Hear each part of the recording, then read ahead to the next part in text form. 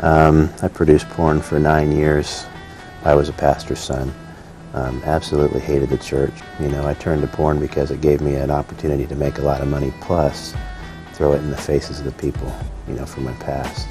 We would recruit brand new models all the time, and these people would come in and they'd usually be college students or something, but over the course of time, you could just see them change.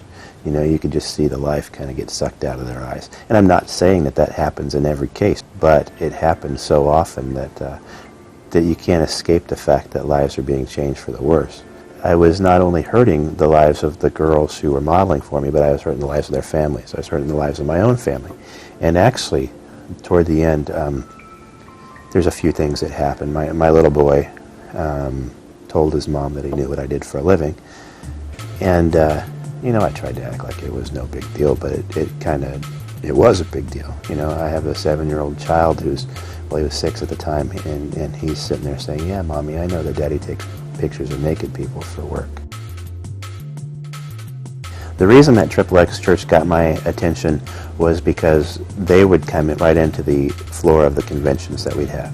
When you see a group of people standing around handing out Bibles that say Jesus loves porn stars, you're sitting there thinking to yourself, well, this is what I'm thinking to myself. They're probably getting bashed by the church really hard for doing this. Why are they putting themselves through all of this? It was a lot harder to sit there and think, this is all a bunch of garbage, because all of a sudden you're seeing what a Christian should be. XXX Church definitely raises a lot of discussion amongst those in the industry. I mean, it's something that they talk about all the time. They wonder what's going on. It raises questions. It's discussed on the message boards, in the adult industry. They talk about the latest things that XXX Church are doing, especially if something comes out that's, some new news story thing, like, traveling with Ron Jeremy or something like that. People wonder if Ron's being a sellout, and other people say, nah, he's not being a sellout, he's being a good businessman. But the point is that the discussion's being made, and it's getting into people's head, I'm sure, just as it did in mine. The Esther Fund is really important because you can invite someone to leave the industry, but then you got to give them some sort of support. I went from a lifestyle where I got to do pretty much anything I wanted to do, and I had a lot of possessions, to a place where now I live in a tiny little apartment. And the transition, I'm okay with it now, but the transition has been very tough. I had times when I'd be crying so hard that I puked. I'd have days when I'm, definitely drinking too much. Here I am supposed to be a Christian, and you got to have someone to reach out to that's still going to hold your hand when you go through those times.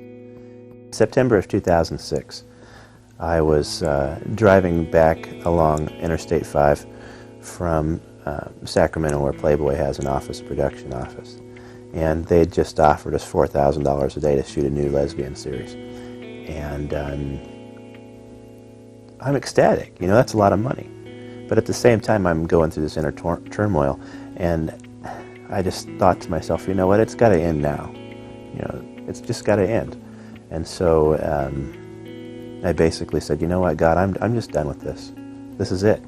It was 2 weeks later, coming back along Interstate 5 again, and I just said, God, I have all these questions that don't make any sense to me right now about the Bible, about Christianity, but I'm just going to trust you anyway.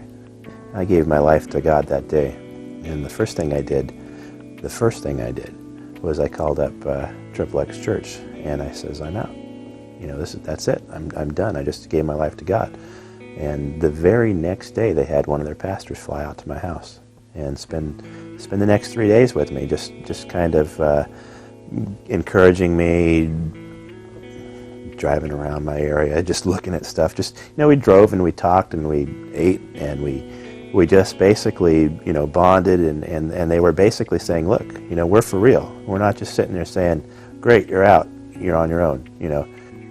Some of the most difficult days I've ever had have been since I've become a Christian, but there's never been a desire to go back and start producing again. And despite the bad days that come, they far outweigh, the peace inside now far outweighs anything that I had before. and it gets better every day. I mean, now I'm going through the process of enrolling in seminary. Isn't that weird? I mean, that's crazy. Here's a guy who used to produce porn, and now he's enrolling in seminary, and upon completion, you know, from porn producer to pastor. What is that? You know, what else happened? I mean, that never happens. Well, it does now. I mean, through God, it definitely happens, and through people actually going out there and doing what he says.